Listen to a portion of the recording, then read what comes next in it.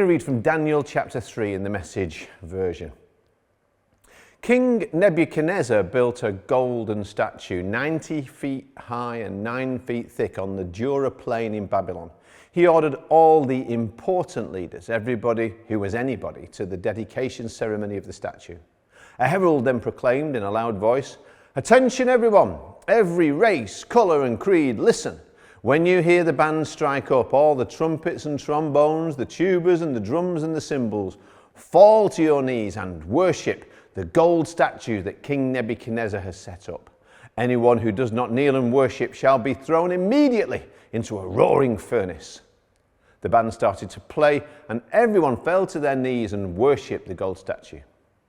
Then some Babylonian fortune tellers stepped up and said to King Nebuchadnezzar, "You gave strict orders, O king, that when the big band started playing, everyone had to fall to their knees and worship the gold statue, and whoever did not go to their knees and worship had to be pitched into a roaring furnace. Well, there are some Jews here, Shadrach, Meshach, and Abednego, whom you have placed in high positions in the province of Babylon.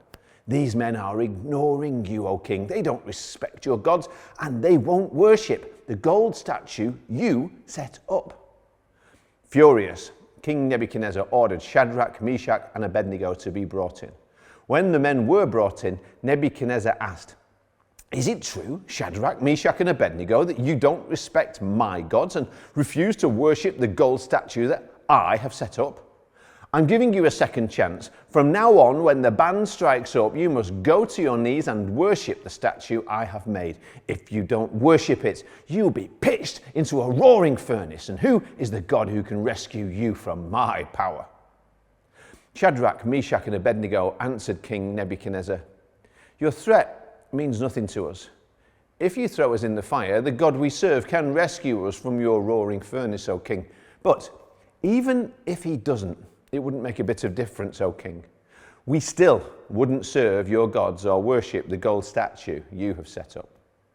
Nebuchadnezzar, his face purple with anger, ordered the furnace to be fired up 7 times hotter than usual. He ordered some strong men from the army to tie them up hands and feet and throw them into the roaring furnace. Shadrach, Meshach, and Abednego, bound hand and foot, fully dressed from head to toe, were pitched into the roaring fire. Because the king was in such a hurry and the furnace was so hot, flames from the furnace killed the men who carried Shadrach, Meshach, and Abednego to it, while a fire raged around Shadrach, Meshach, and Abednego. Suddenly, King Nebuchadnezzar jumped up in alarm and said, "Didn't we throw 3 men into the fire?" "That's right, O king," they said. "But look," he said, "I see 4 men walking around freely in the fire, completely unharmed, and the 4th man looks like a son of the gods." Nebuchadnezzar went to the door of the roaring furnace and called in, "Shadrach, Meshach, and Abednego, servants of the Most High God, come out here." Shadrach, Meshach, and Abednego walked out of the fire. The fire hadn't so much as touched the 3 men. Not a hair singed, not a scorch mark on their clothes, not even the smell of fire on them. Did you ever see the amazing, now famous photograph from 1936 of a huge crowd of people all saluting Hitler? But one man stands out because he keeps his arms crossed and doesn't join in. He was identified as August Landmesser, a German shipyard worker who wanted to be a loyal citizen but fell in love with a Jewish lady. The government just passed a law forbidding intermarriage. A few years later, she was killed in Ravensbrück concentration camp, whereas he was pressed into military service, sent to the front line, and died. There's a phrase that says, "You've got to go along to get along." But he wouldn't. He couldn't go along with what everybody else was doing. Now, I like to think I'd be like him, because the Bible says, "Do not follow the crowd in wrongdoing." But really, I'm not sure at all. When the trumpets, tubas, and trombones play and it's trouble if you don't join in, I'm like you. We like to fit in. When everyone's singing the same song and saying the same thing, the popular thing, what seems to be the right thing as far as everybody else is concerned, when it's bow down or die, what do we do? Stanley Milgram was a psychologist who examined the justifications given after the war at the Nuremberg trials for those who'd committed the atrocities and genocides. And he saw how often they said, we're not bad people, we're just ordinary people. We were just being obedient to the higher authorities. So in the 60s at Yale, he set up what's now become a very famous experiment to test how far people would go in obeying an instruction if it involved hurting other people. You can check the details out for yourself, but basically 40 people were made to believe by a man in a white coat, an authority figure, carrying a clipboard, that on the other side of this screen was a man, really an actor they'd already met in the waiting room, who they saw being strapped into a testing chair with some wires placed upon him. Then they went next door and they couldn't see him, but they had a button and they were to ask questions. And if the guy, who now they couldn't see, got an answer wrong, they were to press the button. They were told the person would be receiving an electric shock, starting out very mild, but it would go up to 450 volts, which was very severe. They had this fake box in front of them, showing the needle going up when they pressed it. And of course, the actor starts giving wrong answers. Just about everybody went along and gave the first couple of light shocks without really saying any prompting. But if they refused, the authority figure would say something like, "The experiment requires that you continue." And mostly they did, even if they could hear the other person screaming on the other side of the screen. Many of them actually didn't even seem reluctant at all. In fact, he said they showed extreme willingness, with 65% of them going right up to the highest shock they could give. All of them went to 300 volts. He went on to do 18 variations of the same experiment, always got similar results. You see, that wasn't even about peer pressure and the crowd, just the power of an authority figure. But he showed how much people are willing to take orders if they believe that they're morally or legally correct, and how they'll mistreat others quite easily to do so. Now, the authority figure in the story we've been looking at from Daniel was the most powerful human in the world at the time, King Nebuchadnezzar. Full of pride, he created a 90-foot-high god, and many scholars think it's a statue of himself. He wanted everybody else to bow down to him. Not just some, not just anybody who wanted to. Everybody had to do it. No choice. You see, when power becomes tyranny, it's never satisfied till every single person bows down. And it must have been a magnificent spectacle, gleaming and golden in the sun on this immense plain in the heat of the Mesopotamian sun. Everyone was told, step up, come out, bow down, or else. Anyone who refuses, anyone who does not fall in line, who does not obey the orders, forfeits the right to life. It's bow or burn. Your only choice really is smoking or non-smoking. Verse 7 says, everybody was going along with it. All the Babylonians, people from all the nations and languages, because after all, they were very tolerant people. Babylon was a multicultural, multi-ethnic, multi-religious place now. A huge mixed crowd who all worshipped lots of gods anyway, and they agreed this was the good thing to do. They heard the order from the king, they saw what everybody else was doing, so they came out and stepped up, sang along, bowed down, and worshipped the image, the man-made object of worship. Because, of course, this does have issues with regard to freedom and personal liberty, but that really wasn't so much what bothered Shadrach, Meshach, and Abednego, because they realized that this wasn't about their freedom, it was actually about worship.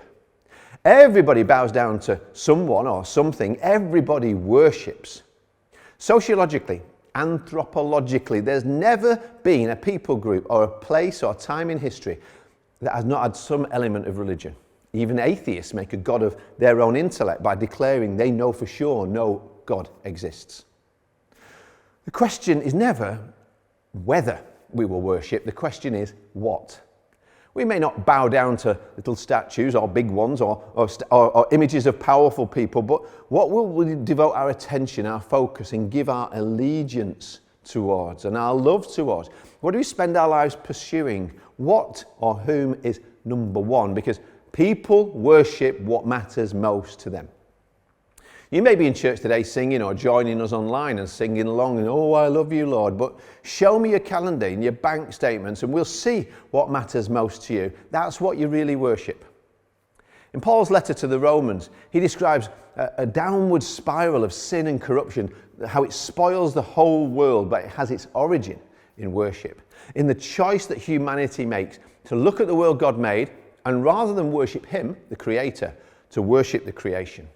Just like Adam and Eve in the beginning, ever since, because he says they neither glorified him as God nor gave thanks to him. Their thinking became futile and their foolish hearts were darkened. Something happened. They exchanged the glory of the immortal God for images, idols, things, stuff. It could be gold or made of it. It could look like other humans, or it could be other people or animals, or pretty much anything. It's the corruption of true worship, of the true God, the one we were made and meant to enjoy worshipping forever. As G.K. Chesterton is quoted as saying, when man ceases to worship God, he does not worship nothing, but worships everything. Anything we decide or invent can become our idol. But it's really important we choose correctly what we worship, because of what always happens next. People become like what they worship. Psalm 115 declares, our God is in heaven, he does whatever pleases him, but their gods are silver and gold, made by human hands. Those who make them will be like them, and so will all who trust in them. Are we trusting silver and gold? What images are we doing? We become reflections of what we focus and worship. What's the great news actually about that is if we really worship Jesus Christ, we become more like him. But have you heard the myth of Narcissus, who fell in love with his own reflection? Could it be we're the most narcissistic generation in history? Romans said, when people exchange God's glory for images, we're actually rejecting the real God. You can't have both. Jesus said, nobody can serve two masters. The real God is holy, holy, holy, like Isaiah the prophet saw and heard the angels declare. You see, it wasn't just Nebuchadnezzar in his pride. People make gods in their own image all the time, but the real God is not like us. We're sinful. Sinful people make false gods like themselves and reject the real God for a little version they feel in control of. They hope we'll do whatever we want to keep us safe and well and out of trouble, keep us happy, popular, successful. If we rub his little belly, a little G God who'll agree to what we think or say he should do and never hold us to account or judge us. But you know what the real problem with that is? Here's the problem with that. God. God really has a problem with that. The true God has a big problem with all the little gods we worship. That's why he put making him number one with no rivals or substitutes, the first and the second of the Ten Commandments. We read in Exodus chapter 20, he says, you shall have no other gods before me, there's number one, and you shall not make for yourself an image in the form of anything in heaven above or on the earth beneath, or in the waters below. You shall not bow down to them or worship them. So that's why Shadrach, Meshach, and Abednego knew in one sense that they had a big problem. Not just because the golden statue was nearly 10 stories high, even though they saw everybody else around them bowing down and having no problem with bowing down. They knew what God had told them. They knew God's commands. He said, you must not bow down to an idol. You must not sacrifice, swear by, serve, or worship any other gods. So the king says, have you seen the golden statue I have made? Yes, your majesty. Have you heard the music? Have you read the law? Have you seen what everybody else is doing? Yes, your majesty. Do you know that everybody, including you, has to bow down? No, your majesty.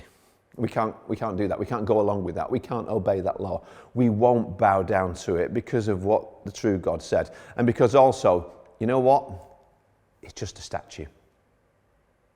When the threats came, the chance to change their minds and do the right thing now, keep your position, stay safe by just going along and doing what everybody else was saying, at this crisis moment, they took a stand. They did not bow down.